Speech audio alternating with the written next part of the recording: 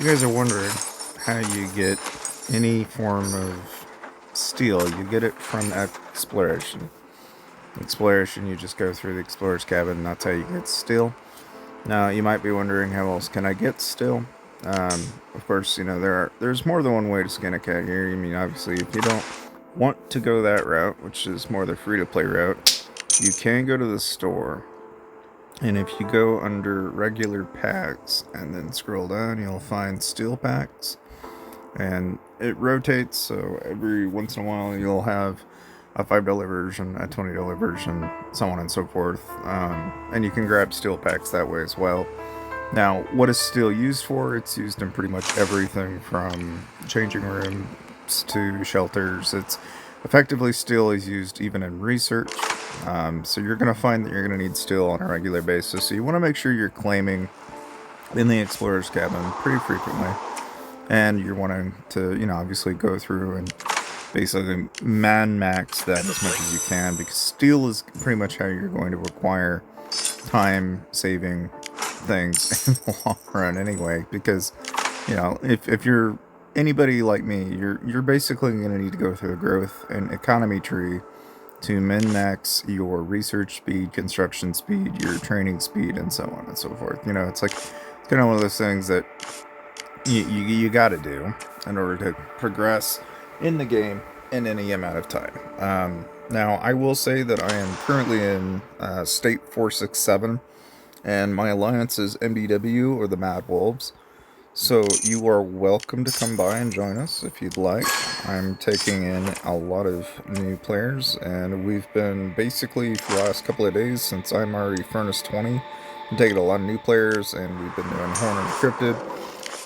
Which really is pretty straightforward when you have literally tier 7 and tier 6 troops already. It doesn't take a lot to kill the thing, so I've been able to spam kill on a regular basis. Now, one advantage is that you want to have a VIP level and then you want to have VIP time, because what you can do is you get something called auto hunting.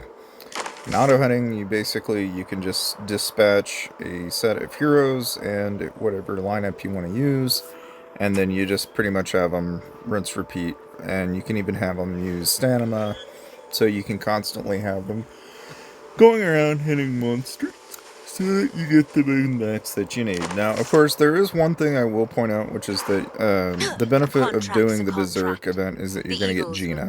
Now, if you're wondering who Gina is as a hero, the only thing you really need to know about Gina is that she has stamina cost down. And so you're going to save and reduce your stamina usage. That's really about all I care about from Gina, because outside of that, from an attack or hero perspective, she's okay, but not like really that dire in importance.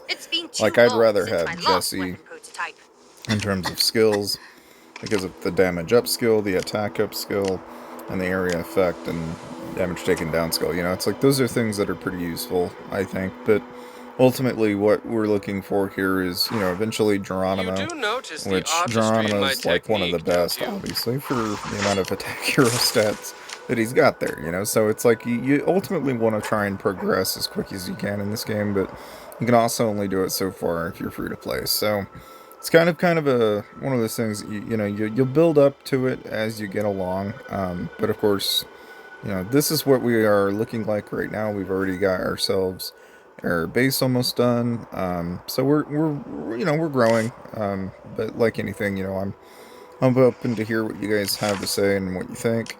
Of course, as you can see, I'm it doesn't take very long to get progression when you're Castle 20, and I'm only 4 days into the game, so as you can tell, there's a lot of newer players coming in, so you guys are real welcome to come and join me if you'd like. But more or less, one of the things I guess I will point out is, if outside of that, right, one of the things that you might notice is you've got a shop, a mystery shop, and then you've got the arena shop and the VIP shop and the gym shop. So one thing that I'm doing is I'm actually saving for the custom mythic hero gear chests. That way,